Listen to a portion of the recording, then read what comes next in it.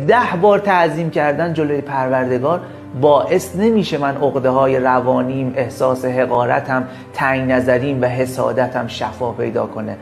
اونها مشاوره، مطالعه، کتاب، مبارزه با نفس و تمرین و اتاق درمان میخواد.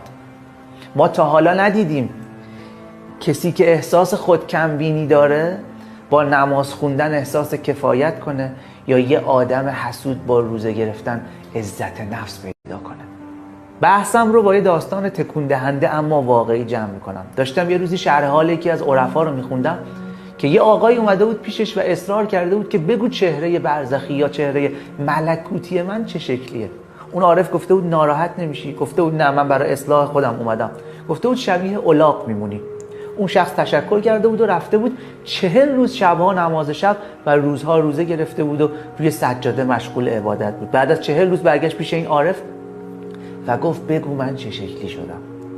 اون عارف بهش گفته بود شبیه یک الاغ نورانی شدی. 1000 تا کتاب تو این جمله است. الاغ نورانی. دین اومده برای نورانی کردن، اما تا موقعی که آدم نشیم نورانی شدن به چه دردمون میخوره؟ کما این که امام حسین و بقیه اولیاء دین رو همین الاغ‌های نورانی به شهادت رسوندن.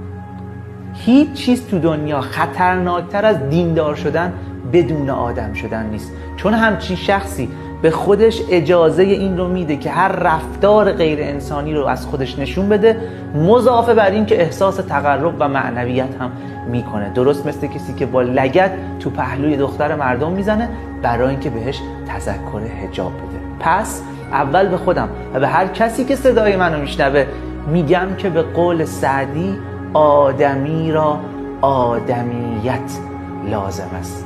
تا آدم نشیم دین به کار ما نخواهد.